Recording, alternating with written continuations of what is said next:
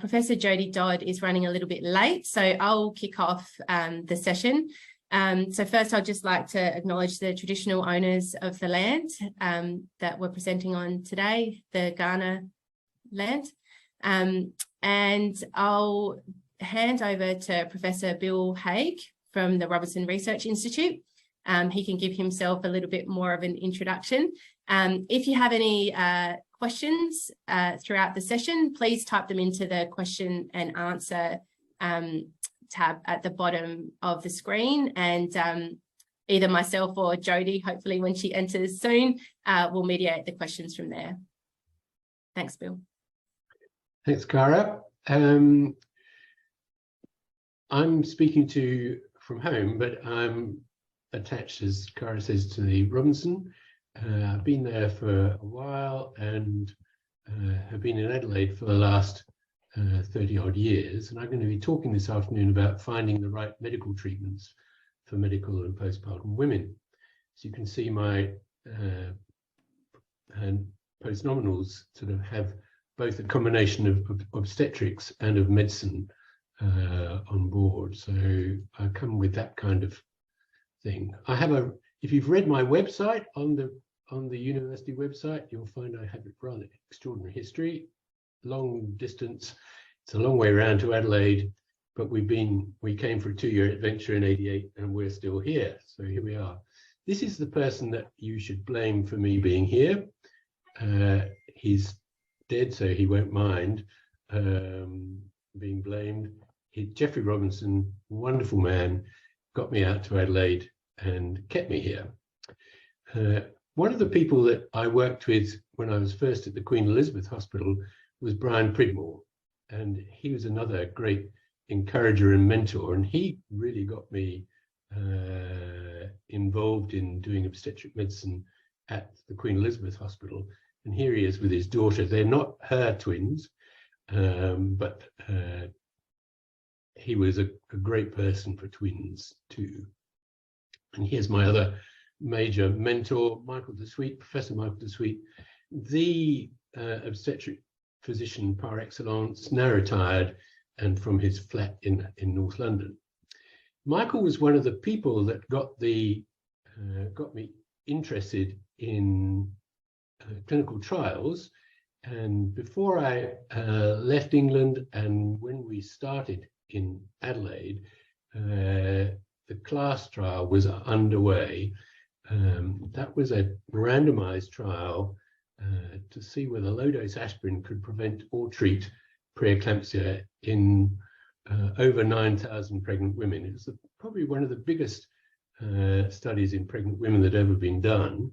And it's called CLASS because it's collaborative low-dose aspirin in pregnancy. I say it was over 9,000 sample size, and we were testing aspirin against placebo. Most of them was for prophylaxis of preeclampsia.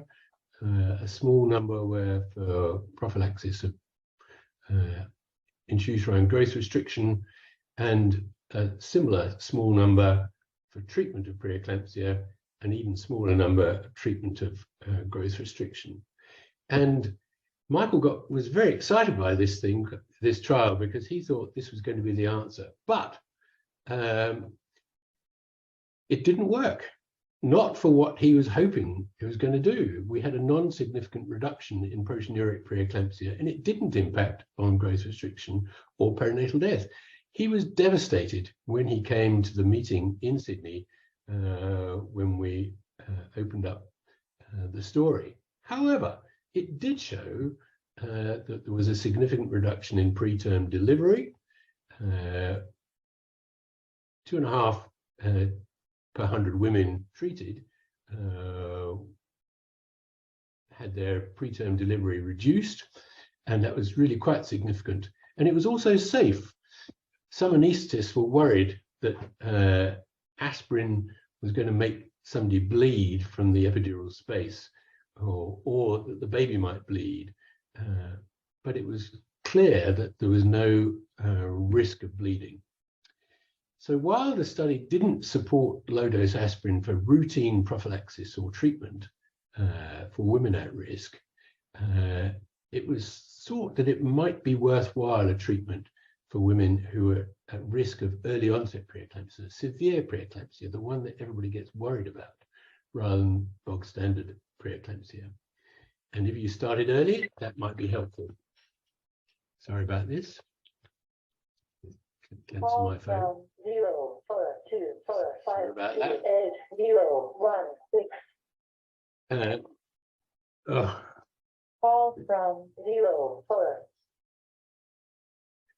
And you can see here in this forest plot that when they Lilia Dooley reviewed the data in 2019, that indeed the preliminary work. Here's the class study here, and the forest plot shows in the analysis that you got a 14% reduction in preeclampsia and its complications for using low-dose aspirin.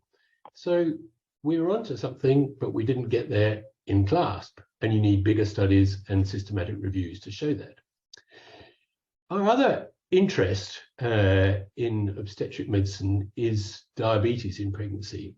Hypertension and diabetes are the two common issues that affect pregnant women, two metabolic problems.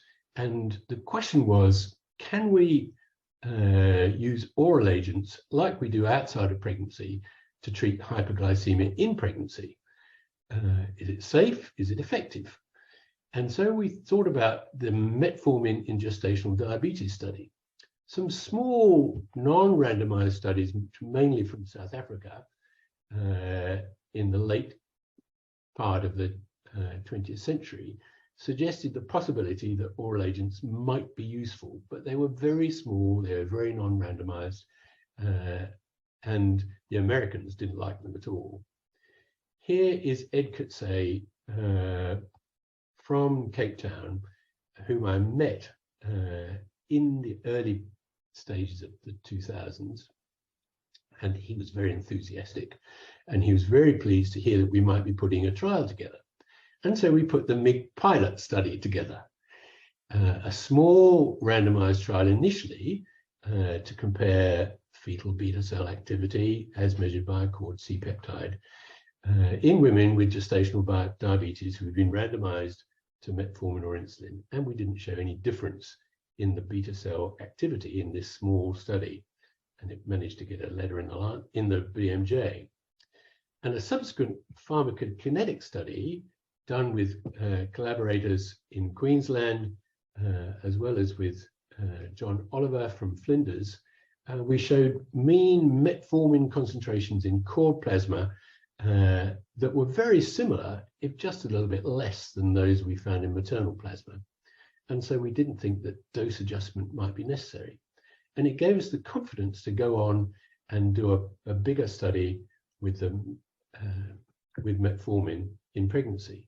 Now, around that time, Carolyn Crowther was asking the question, does treatment of women who've been diagnosed with mild gestational diabetes screening during pregnancy, does it impact on clinical outcomes? And she and Jeffrey Robinson, if anything, were on the negative side of equipoise. They didn't really believe it, and we were wanting, or they were wanting, to show that there was no reason to do this.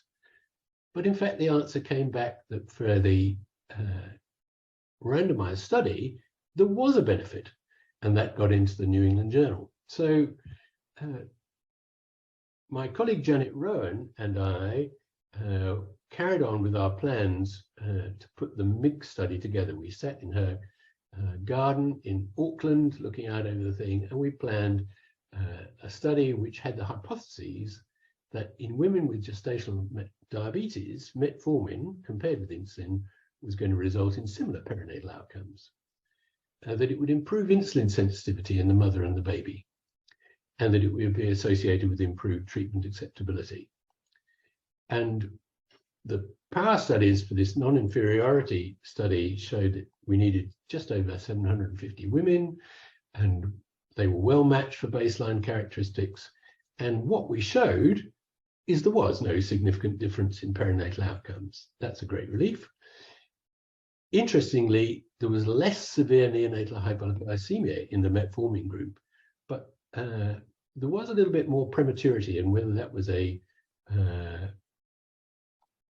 chance factor or not wasn't clear. It was associated, surprise, surprise, with improved treatment acceptability. Women much prefer to take tablets than to have injections. And that too got into the New England Journal. And I remember going to the meeting in Sydney where I was presenting this, and it was published that day, and somebody at the back said, but we've been using metformin for years up in North Queensland. Thank goodness. We've given me something to work on. Now, the important thing about trials like this is that for a drug that crosses placenta, we need to know, is there any long-term effect on the babies? And so we put together the MIG tofu study, the offspring follow-up study. And our studies were to look at perinatal outcome, and we showed that the important question was the mother's glucose control, not the drug. We looked at the children at 2 years of age who'd been exposed to metformin and compared them with those who had not seen metformin at all. And they had somewhat more subcutaneous fat, the non-dangerous fat, but overall the body fat was the same in those children as the mothers who just had insulin, and there was no difference in blood pressure. We looked as though we might be onto a good thing, but it still needed people to believe it. We looked at 7 to 9 years. At 7 years, no differences in the biometry. At 9 years, in the Auckland cohort, our timing got a bit out at that stage, but those who were exposed to metformin were bigger people. They're bigger people in Auckland, but they had similar body fat measures. So now we're currently putting together an individual patient data meta-analysis, an IPTMAR, with a large group of people around the world who've done studies, including Jodie, when she finally gets here, in her GROW study of metformin in women who are obese rather than with gestational diabetes. And that's going into a systematic review, and that's in progress. We have a number of other studies that we've been involved with over the years. The toboggan study, seeing whether early treatment of hypoglycemia in pregnancy is worthwhile. That's just finished recruitment, and everybody's waiting on the results. Amanda, I know, is asked me just before, what's the answer? I've no idea, haven't got the answers yet. We're involved in the MedMilk study, looking at transfer of drugs into milk. CHIPS was a study of hypertension in pregnancy. Does better control mean better outcomes? In our current other large randomized trial of a rarer disease in pregnancy, the terrific trial, we're comparing standard treatment for intrahepatic cholestasis, ursodeoxycholic acid, with a different agent, rifampicin, the antibiotic. And there are a number of other studies that are going on. They're all, some of these studies, like the HOPE study, never got off the ground. Others are going well, thanks very much. We got rather slowed down with terrific, and because of the COVID pandemic, but we're still going. So when you're doing randomized trials in pregnancy, you need a good question, you need good clinical colleagues to work with, you need good laboratory support. Here's the placental pathologist, and here's the biochemist. You need good patients, here they are, including the baby, and you need a good coordinator. Suzette Coate, I couldn't have done all my work in the last 20 years without her. And you also need a good backup, and we have that from the University of Adelaide and the Robinson Research Institute. So thank you for your attention, and I'm happy to take any questions.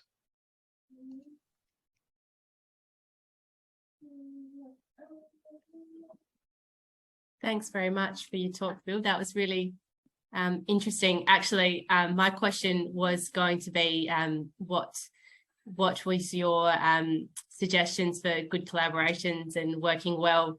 And as you have over the years, clearly, and you summed up that really well in the end. So we'll just wait and see if anyone else would like to put their questions in the Q&A function at the bottom of the screen.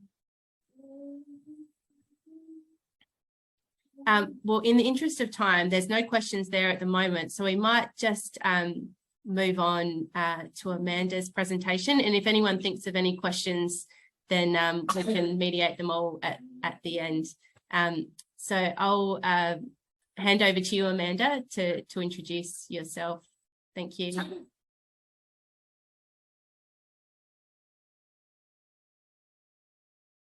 You're muted, Amanda. Sorry. Classic Zoom error. So my name is Amanda Poprzeczny. I'm one of the obstetricians and maternal fetal medicine doctors at the Women's and Children's Hospital. And I also recently was awarded my PhD, which is very exciting, and I'm still getting over that one. So I'm going to talk today a little bit about going back in time a bit from, or backwards in time from what Bill just discussed so beautifully. And I'm going to talk about preconception care for women who enter pregnancy with chronic diseases. There we go.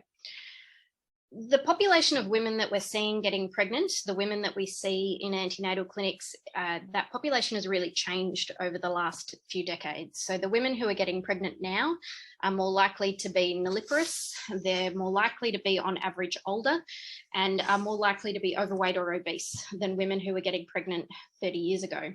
And this changing pregnancy landscape is being seen here in Australia, but also in other high-income countries quite similarly. Increasingly, women are entering pregnancy with a diagnosed or sometimes undiagnosed pre-existing chronic medical condition. And it's been reported that up to 1 in 5 women enter pregnancy with some form of diagnosed chronic medical condition. Some of the more common of these that we see include overweight and obesity, pre-existing diabetes, chronic or essential hypertension, and epilepsy. And the effects of maternal chronic disease on pregnancy are significant, both for mother and infant. Women who have underlying chronic disease, and particularly if they have active chronic disease on entering pregnancy, are at an increased risk of miscarriage. And as a result of the underlying disease, such as in diabetes, or sometimes as a result of the medications that are used to control the disease, there can be an increased risk of fetal congenital defects. Women over the course of pregnancy who have pre-existing chronic disease are generally at an increased risk of developing hypertensive disorders of pregnancy and preeclampsia, and as a result, requiring preterm delivery. The fetuses and infants of women who have underlying chronic disease are at an increased risk of fetal growth abnormalities, either being born small for gestational age or large for gestational age. And as a result, this comes with an increased risk of requiring NICU admission and sometimes even an increased risk of perinatal mortality. In particular, in the longer term, when infants who have been born growth restricted or large for gestational age, they actually have an increased risk over their lifetime of adolescent or childhood obesity and adverse cardiometabolic profile, which then predisposes these children to adult obesity and metabolic disorder or cardiovascular disease. If we take as an example, which we'll run through the rest of this talk with, the situation of maternal pre-existing diabetes. This is made up of women who have type 1 or type 2 diabetes that's diagnosed prior to pregnancy. And about 1 in 200 women enter pregnancy with pre-existing type 1 or type 2 diabetes. And we've seen this rise significantly over the last 20 to 30 years, predominantly as a result of increasing rates of pre-existing type 2 diabetes. Women with pre-existing diabetes are at an increased risk of miscarriage or fetal congenital abnormalities, as well as an increased risk of hypertensive disorders of pregnancy, preterm birth, induction of labour and caesarean section.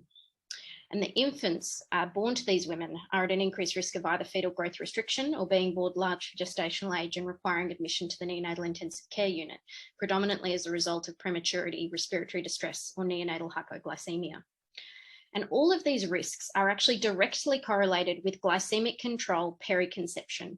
And this really highlights the importance of disease control in the case of diabetes, but also in the case of other diseases, pre-pregnancy and at the time of conception. So if we look very briefly at some of the evidence for antenatal interventions for improving outcomes among women with pre-existing diabetes, overall, it's relatively sparse.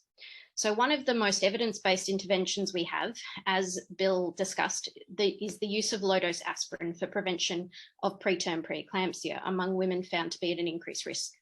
In a large randomized trial of women identified as at an increased risk of developing preterm preeclampsia, based on history, biomarkers, and ultrasound markers in the first trimester, women who took low-dose aspirin throughout pregnancy had a significantly lower risk of preterm preeclampsia. However, when we look at the details of that particular study, the numbers of women who were included who had pre-existing diabetes was actually quite small, so less than 1% of the total population. So whether aspirin is as beneficial or potentially more beneficial in this particular group is actually an extrapolation of the data. And access to that particular combination of screening tests for preeclampsia risk is not generally accessible to all women equally.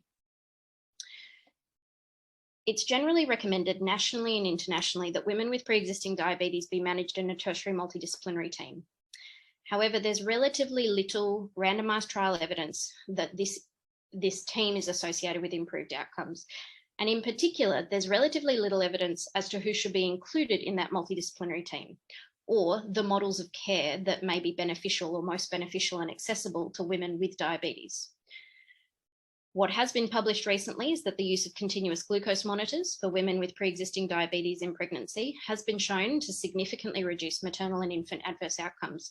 And what is really interesting is that that finding occurred despite only relatively modest differences in blood glucose levels and glucose control in those women who were randomized to the continuous glucose monitors.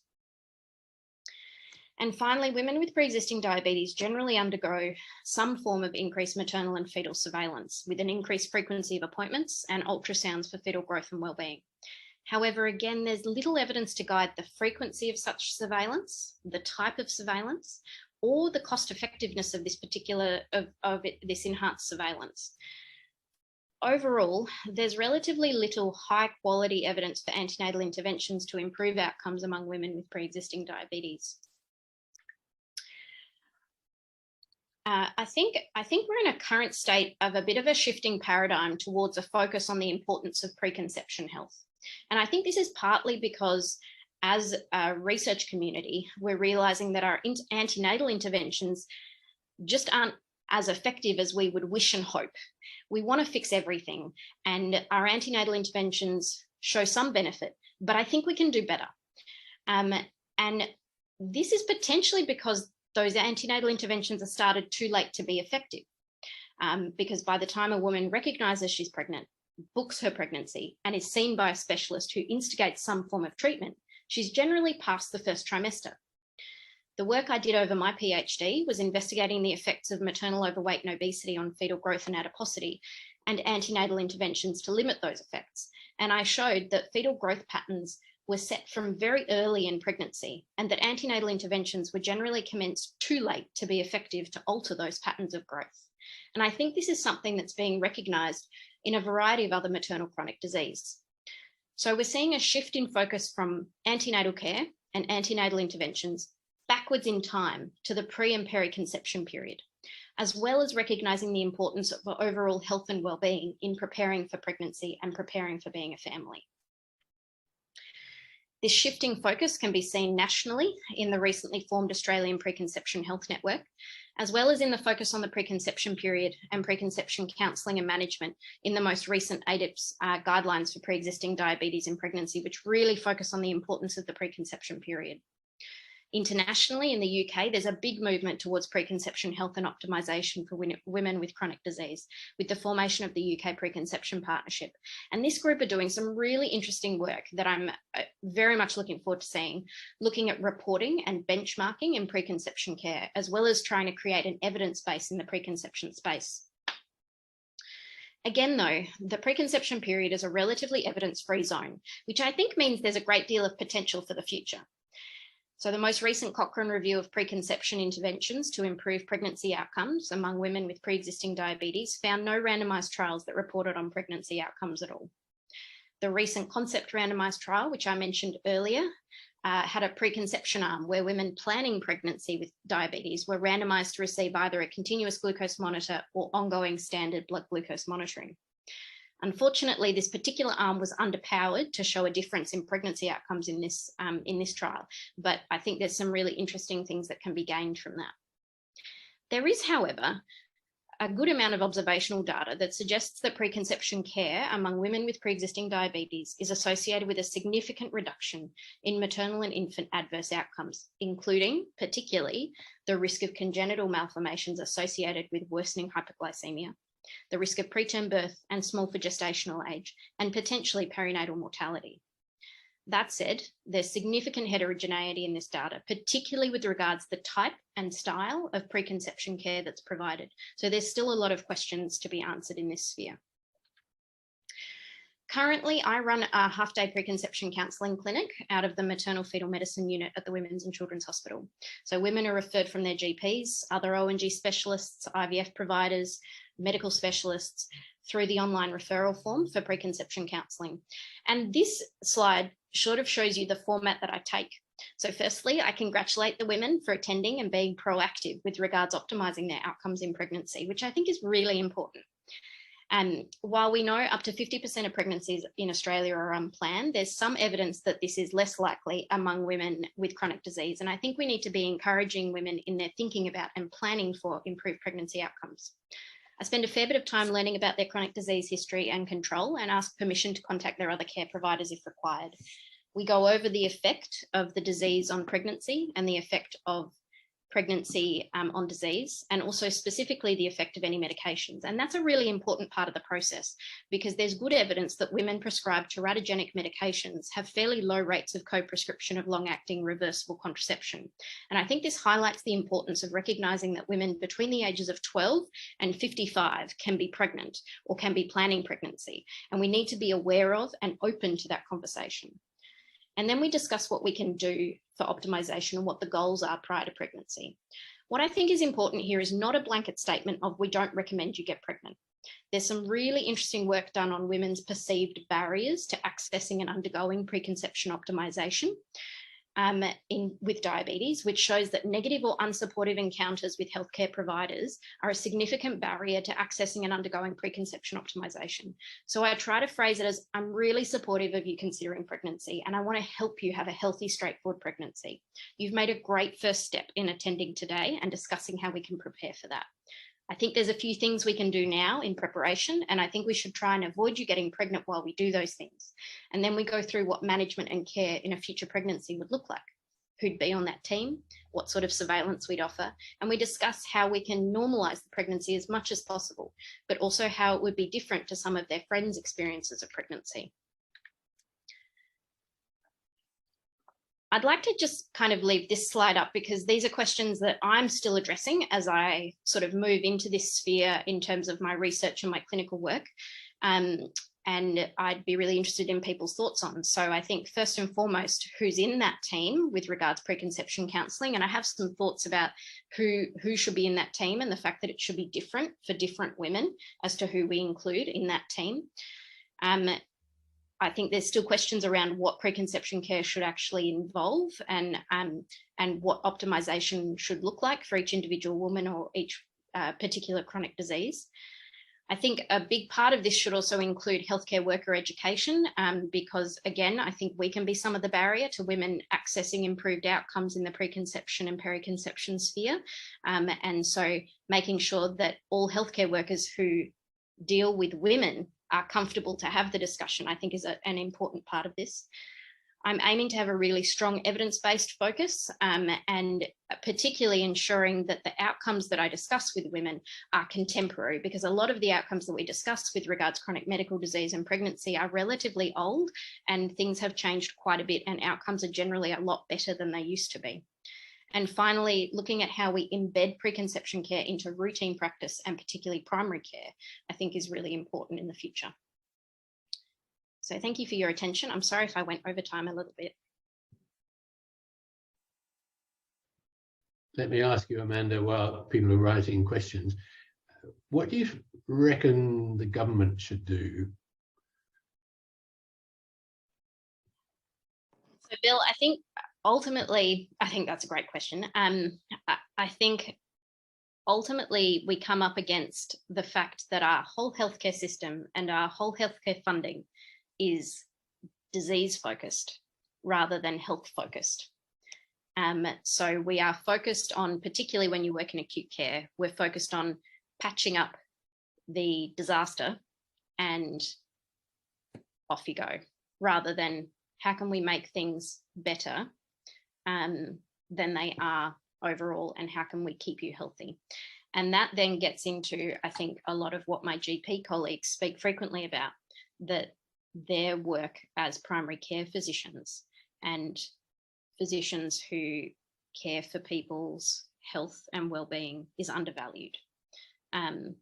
So I think in some ways, women getting, or, you know, you and I and where we work is kind of too late, which is why I think an educational component to preconception care is really important, and reaching out to our primary care colleagues who are doing a lot of this, but with our support could do it even better. One of the things that I notice is that many of my physician colleagues get anxious about their potentially pregnant women. Yep. And they don't want to. Yeah. And my obstetric colleagues get worried about the medical issues. Yeah, no, it's very true. I was at the recent rheumatology dinner, and I was amazed at like these fascinating, incredible physicians who are interested in women and pregnancy. And, you know, and they were all saying, I told her not to get pregnant. I told her not to get pregnant. And I was like, and what did you do about that? And, you know, I think we can work better as a team to make sure that we're all helping women have better outcomes. And that, you know, and again, that comes from that, I think, point of view of not saying, don't get pregnant, but I want you to get pregnant. I want you to have a family. Now isn't the best time for that, but let me help you to get to a point where it is. Leanne, thanks so much for that comment. I would love to come and speak to the obstetric shared care GPs. Yeah, I'd absolutely love to. So I'm more than happy to get in touch with you, or you email me and we can make a time for that. I'm happy to chat about it. Okay, well, thank you both for your wonderful talks. And just a reminder to everyone watching, they will be available on the Adelaide Biomed City website by the end of the week, and all the other webinars are up there also. So thanks for joining us, and we'll have another webinar next week focusing on null and cardiology. Thanks again.